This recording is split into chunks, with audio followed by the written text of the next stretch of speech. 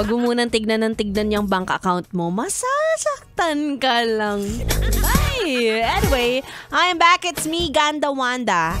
Kasama nyo pa rin dito sa 101.1 Yes FM. At dahil Chinese New Year ngayon, yes friend, what if lang naman, subukan mong gawin o kunin yung mga kanilang paniniwala, diba? Mga pamahiin lalong-lalo na tungkol sa pera. Diba? Wala namang mawawala. Kesa naman yung pera mo ang mawala tapos wala kang ginawa. Yung mga pampaswerte nila, subukan mo lang. Kung hindi na nagwo-work ang sipag at tiyaga,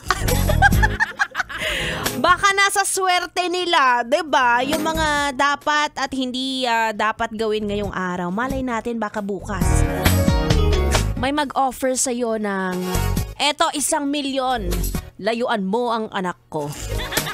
Mga gano'n. Nawalan ka nga ng jowa, pero at least may pera ka. O kaya naman baka naman biglang ma-promote ka. Mga gano'n. Tumaas ang sahod mo bigla, 'di ba?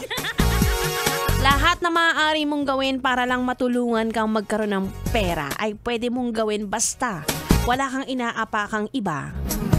Basta ito ay hindi illegal. Ikaw, alam ko iniisip mo, napakasama mong tao. Bahala kang maghihimas rehas ka talaga. Nama, wala namang masama kung maniniwala ka sa paniniwala nila.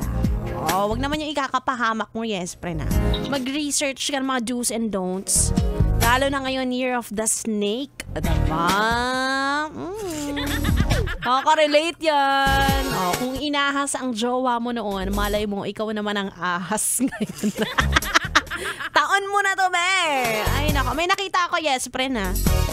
Wag daw muna magwalis ngayon dahil sasabay ang pag-alis ng swerte. Mawawalis mo rin daw ang swerte, sabi.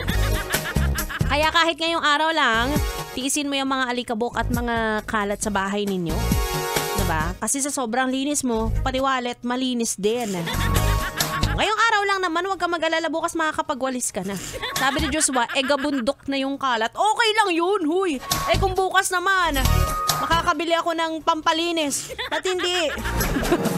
Anyway, sige, mag-research ka na, yes, friend. Tapos yan mo sa akin para pareho tayong yumaman dalawa.